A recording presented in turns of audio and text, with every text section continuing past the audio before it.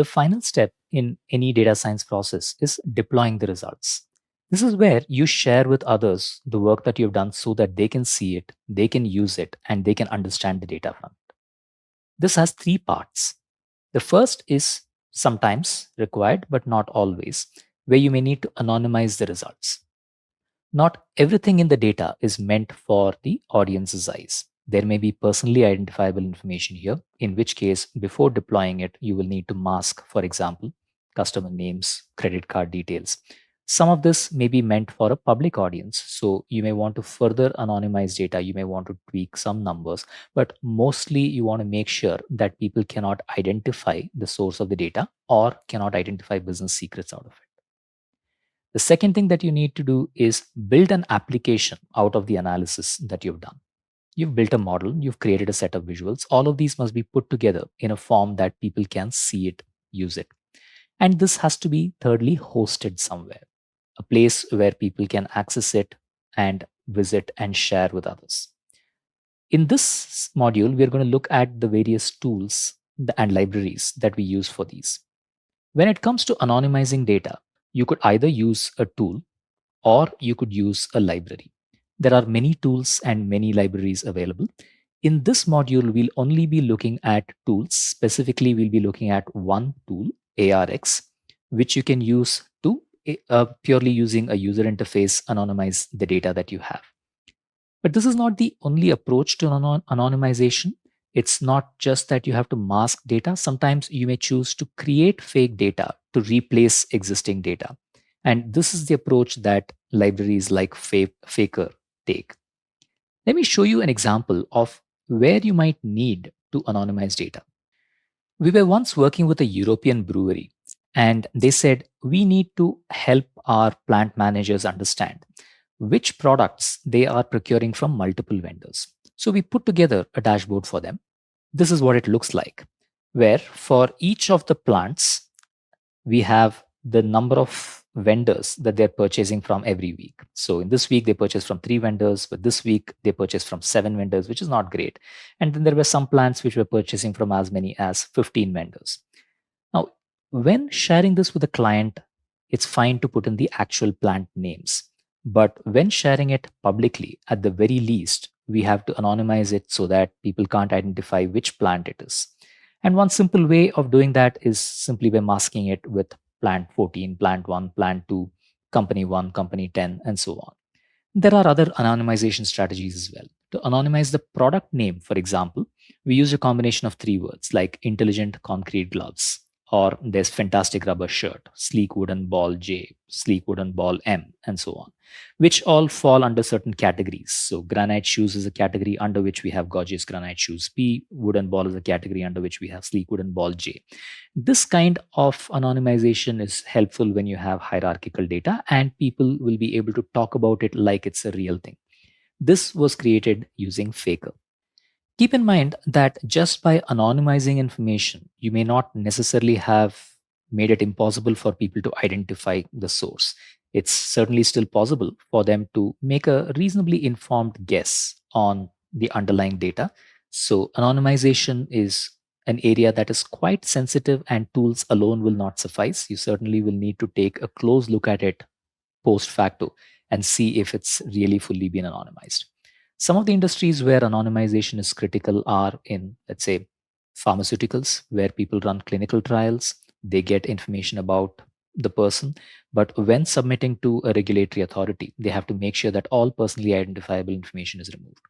Financial services is another, where at the very least, the account details of the person and certainly their names, anything that forms part of the know your customer mandate is anonymized before sharing it, even within the employees or within departments.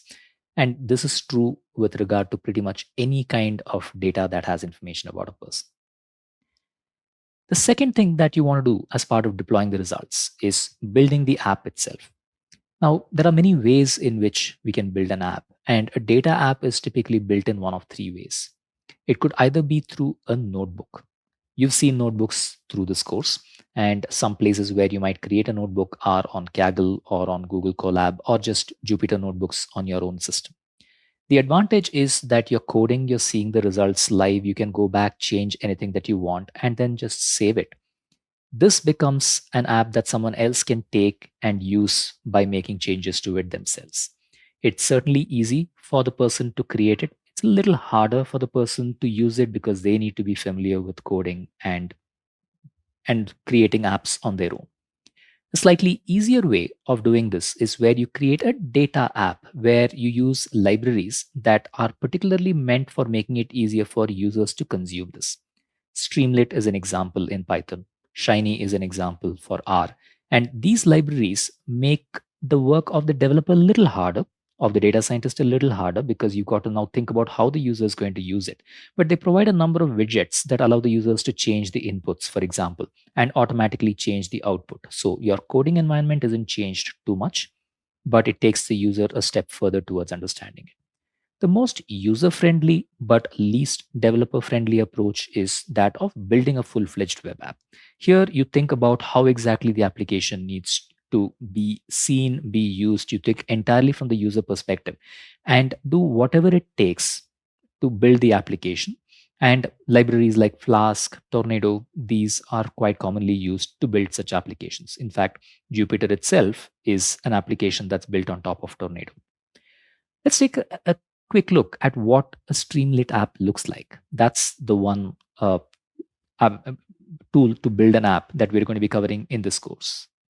I'm now on the Streamlit IO gallery, and there's an Analyze Your Goodreads Reading Habit, which is an app that allows you to pick any Goodreads profile and share the reading history. So that's mine. It says just type in this and press enter. So I'm going to do that.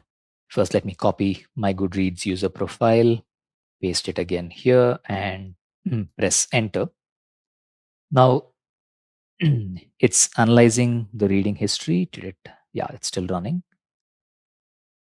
Okay, here's the result. It says I've read about 200 books across 83 authors, close to 50 books last year, and the books were mostly published between 95 to 2020, the ones that I read. I typically rate most books 3, but a few above average and very few exceptional, very few really bad. And Goodreads rates my books. The average Goodreads rating or the median Goodreads mode maybe is around 4.1. So I read books that are at least 3.6 rated. The book length distribution, most books are around 300 to 400 pages, but I have read The Rhythm of War, which is 1270 pages. That's the outlier here. And most books I typically finish in about, or on average, I finish books in about 6 days, but there are books that have taken me 4 months as well, and so on. Now, all of these are widgets that Streamlit creates, which you can change based on the data. And here is an example of an input or a drop down that you can create, which makes it easy for someone to take a Python application or a Jupyter application and expose it as a web application. Once you've built the application, now you need to host it somewhere so that people can access it. One simple way of hosting applications is just by hosting the content. Say you have a Jupyter notebook, put it on Google Drive. Say you've created a static web page, put it on GitHub. If you've created an Excel file, put it on Dropbox, put it on Office 365. And people can then view the content if it's a web page or download the content and use it. That's the simplest way of hosting the app, but also limits the flexibility for the user. A little better than that is where you have a platform that can host specific apps. So you've built a Python app, you've built a JavaScript app, you've built an R app. There are platforms like Heroku or Glitch where you can upload just your app. They're tuned for these specific languages and you can host the app there. But sometimes that in itself is not enough. Perhaps you may want control over the underlying infrastructure to be able to manage multiple applications. Let's say you have an application to pull data from SAP, and that requires an SAP connector. Or let's say you have an app that runs a Windows application. So you do need it to be on a Windows machine and run specific Windows automation. In that case, you need to go for an infrastructure option where what you get is a virtual machine, not just a place to host apps. This means you're taking on more of the burden of running the machine, managing the network connections, and so on. Services like AWS Azure make it reasonably simple, but this is still more effort but more powerful than just hosting apps. In this module, we look at what an app hosted by Heroku looks like and how you go about building one. To quickly give you a feel, Heroku has platforms where you can host applications in a variety of different languages. Here's how you run it in Python. You pretty much build an app using, let's say, Flask, for example, add some configuration to it, and then run a command such as Heroku create and then push into a specific branch. Heroku then will allow you to deploy it into your own application space. To get a feel for what something like that looks like, here's a Heroku app that runs Wordle. It's deployed at wordly.herokuapp.org, and I can type in whatever, let's say, enter, and it tells me which of these I got right. And which of these I got wrong. And in this case, clearly I'm not doing a good job on Wordle, but this is a relatively simple, but at the same time powerful way of deploying applications, hosting applications. The work of a data scientist usually ends here, but the work of a developer doesn't really end here. Quite often, you will have the need to secure the application, to scale the application.